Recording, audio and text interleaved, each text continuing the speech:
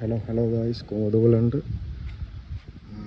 කට්ටියම ගොඩක් විස්තර අහලා තිබ්බා කමෙන්ට් කලින් දාපු වීඩියෝ එකට. ඒවලට උත්තර දෙන්න තමයි මේ වීඩියෝ එක මම කරන්නේ. කලින් වීඩියෝ එකේ ගොඩක් කට්ටිය ප්‍රශ්න අහලා තිබ්බා මේ දැන් කොහොමද බයික් එකේ තත්ත්වය කියලා. දැන් මේක අරගෙන මාස 5ක් වගේ වෙනවා. බයික් එකක් වල තියෙනවා කිලෝමීටර් 10000 පැනලා තියෙනවා. ඒ කියන්නේ මේ ඩීසල් මීටර් එකේ කිලෝමීටර් 10000ක් පැදලා තියෙනවා. බයික් එකේ කියන්න තම වරදක් නැහැ.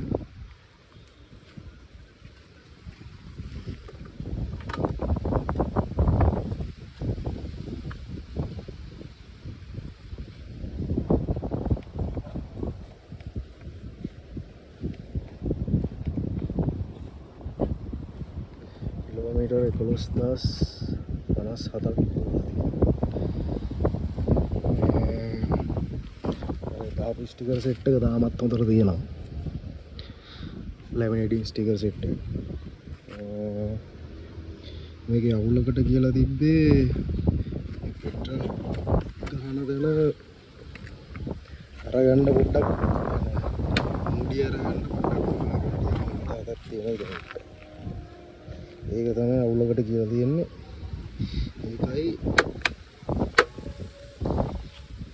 ඒකයි මේ සීට් එක හරියට පස්සේ මේ අර පොඩි තියෙන ලූස් එක ඒක තමයි තියෙන්නේ අවුලකට. එනන අවුලක් නැහැ.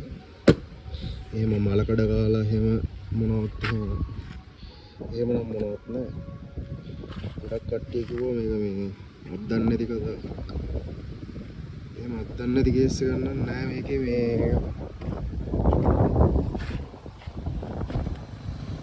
දැන් කිලෝමීටර් 11000ක් විතර පැදලා 11000ක් පැදලානේ තියෙන්නේ 11000 පැනලා තියෙන්නේ. දෙවෙනි සර්විස් එකත් ඊයේ තමයි තුන්වෙනි සර්විස් එකත් ඊයේ තමයි කරේ. පළවෙනි සර්විස් එක 10න් දාපුවම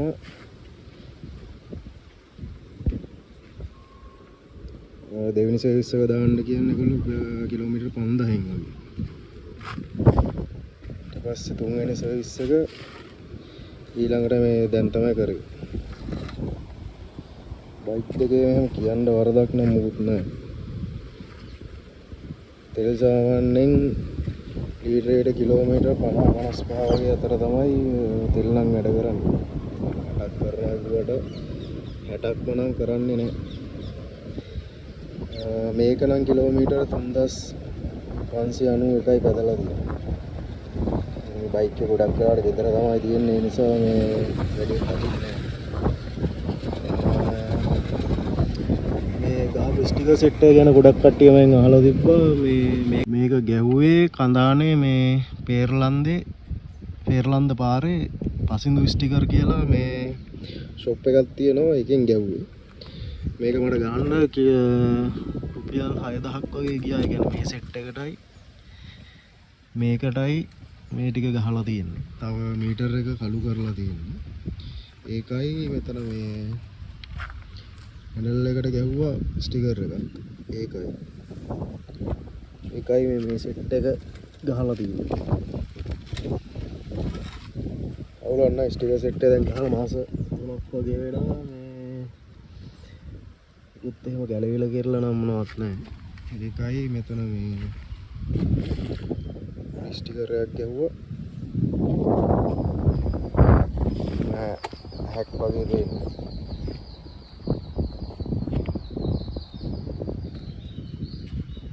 ඒකයි මෙතන සයිලන්සර් එකේ මේ ඊරනට ගාඩ් එක ගැහුවා ස්ටිකර් එක. මේකෙත් ඒ ටිකම තමයි. මේක කරලා තියෙන ලැමිනේටින් කරලා තියෙන. කියන්නේ සුදු පාට ස්ටිකර් එකකින් තමයි ගහලා තියෙන්නේ විනිවිද පේන එක. ඒකත් හොඳයි ස්ටිකර් එක. කියන්නේ හීරෙන්නේ මොනවත් නැහැ. ඒකත් මේ පිටිපස්සේ අල්ලන කෑලි දෙකට ගහලා තියෙන්නේ. සයිලන්සර් එකට නම් ගහලා නැහැ. මේ තියෙන ඔරිජිනල් ආපු විදියම තමයි.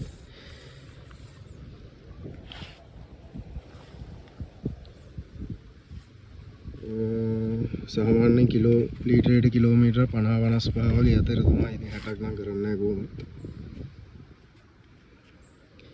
වෙන කියන්න වරදක් නම් මොකුත් නැහැ. මේක මම ගත්තේ මේ රාගම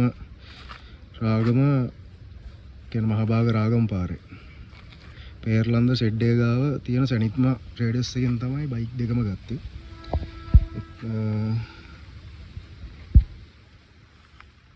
මේක වුණා 685ක් මේක කටු මීටර එක. මේක වුණා 735ක්. මේක ඩිජිටල් මීටර එක.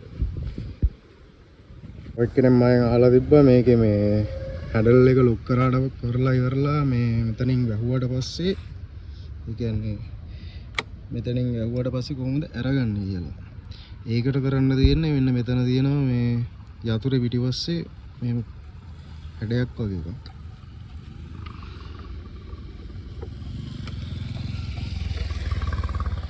ඒ ගානට මෙතනට සෙට් කරන්න තියෙනවා. මෙතනින් සෙට් කරලා ඉවරලා මේක මේ පැත්තට කරකවන්න තියෙනවා. කරකවපුවම මේක ඇරෙනවා. පේනවද ඔයාලට?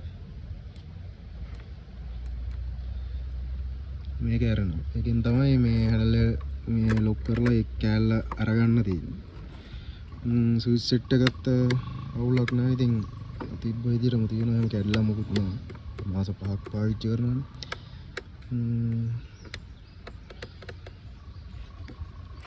තව කට්ටිය කිව්වා මේකේ මේ බැටරි කේස් එකක් ආවයි කියලා. මම දන්නේ ඒක නම් කොහොමද කියලා මේ බයික් දෙකෙන් එකකටවත් එහෙම බැටරි කේස් එකක් නම් මොනවත් ආවේ නැහැ. ඒක නිසා ඉතින් ඒ ගැන දන්නේ නැහැ කොහොමද කියලා. මේකේ තියෙන්නේ පෙට්‍රල් පම්ප් එකක් නේ. තව කට්ටිය ගොඩක් වැරද්දක් කරනවා මේක මේ කියන්නේ පෙට්‍රල් මේක ඔන් කරාට පස්සේ පොඩි සද්දයක් එක්ක මේක ඔන් වෙනවා. ඒ නිසා දැන් පරණාවු බයික් එකට ඒ විදිහට නෙමෙයි ආවේ. ඒ නිසා මේ ගොඩක් කට්ටිය තාම හුරු නැහැ බයික් එක මේ ස්ටාර්ට් කරන විදිය. මේක සාමාන්‍යයෙන් මේක ඔහොම ඔන් කරාට පස්සේ පොඩි ටීක් ගාලා සද්දයක් එනවා. ඒ සද්දය ආවට පස්සේ පොඩි වෙලාවක් ඉඳලා මේ සාමාන්‍ය උදේකට වගේ ස්ටාර්ට් කරද්දි සාමාන්‍යයෙන් ස්ටාර්ට් කරලා මේ විනාඩි 5ක් වගේ බයික් එක ස්ටාර්ට් එකේ තියන්න ඕනේ. කියන්නේ ඒගොල්ලෝ දැන් රෑකට ගිහිල්ලා බයික් එක නවත්තුවට පස්සේ බයික් එකේ තියෙන ඔයිල් ඔක්කොම ප්‍රමාණය ඔක්කොම ටික මේ බයික් එකේ එන්ජින් එකේ යටට බහිනවා. ඒ නිසා තමයි සාමාන්‍යයෙන් අයිඩල් එකේ විනාඩි 5ක් 10ක් තියන්න කියන්නේ. චරෝනෙත් නෑ විනාඩි 2ක් වගේ තිබ්බම ඇති. ඒ විදිහට බයික් එක උදේට ස්ටාර්ට් කරන්න. ස්ටාර්ට් කරලා මේක කොහේ හරි යන්න කලින් ඊට පස්සේ බයික් එක එකපාරට රේස් කරන්න යන්න එපා. ඒක සාමාන්‍යයෙන් ඉතින් එන්ජින් එකට හොඳ නෑ. එහෙම කරන එක.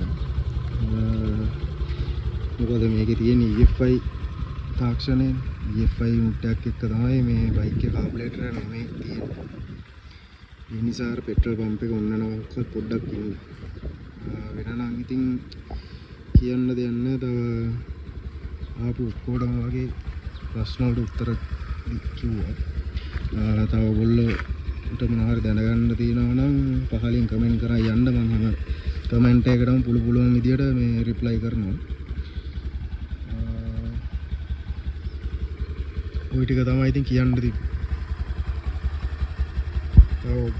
තව මොනවා හරි දැනගන්න තියෙනවා නම් තව වීඩියෝ එකකින් ගේන්න මොනවා හරි තියෙනවා නම් ඔයගොල්ලෝ පහලින් කමෙන්ට් කරගෙන යන්න.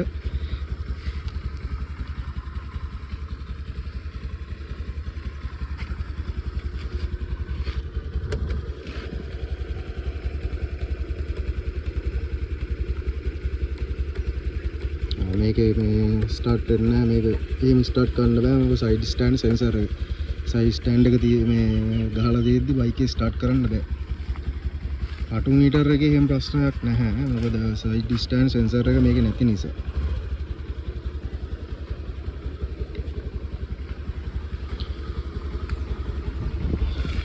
ඕක තමයි ඉතින් බයික් දෙකේම පැහැදිලි වෙනසකට කියලා තියෙන්නේ.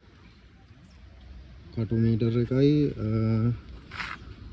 තව සයිඩ් ස්ටෑන්ඩ් සෙන්සර් එක ආපු එකයි මෙතන මේ ලයිට් එකට හෙලජන් එලජන් මේකේ ඇවිල්ලා තියෙන කටු මීටර එක. මේකේ LED ලයිට් එක ඇවිල්ලා තියෙනවා. LED ලයිට් සිස්ටම් එක තමයි මේකේ ඇවිල්ලා තියෙන්නේ.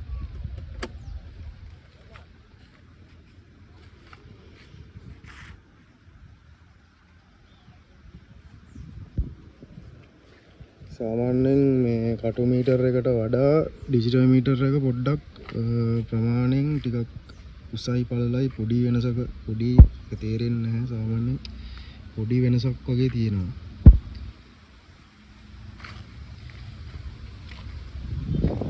වෙනනම් කියන්න තරම් එහෙම මොකුත් අවුලක් නැහැ. දැන් මාස 5ක් පැනලානේ තියෙන්නේ බයික් දෙකට. මොකුත් ප්‍රශ්නයක් නම් එහෙම ආවේ නැහැ. එහෙනම් ගයිස් වීඩියෝ හොඳ නම් ලයික් එකක් දාලා කමෙන්ට් එකක් දාලා ෂෙයා පාරක් දාගෙන යන්න. තව වීඩියෝ එකකින් හම්බෙමු. එහෙනම් ඔයගොල්ලන්ට සුබ දවසක් වේවා.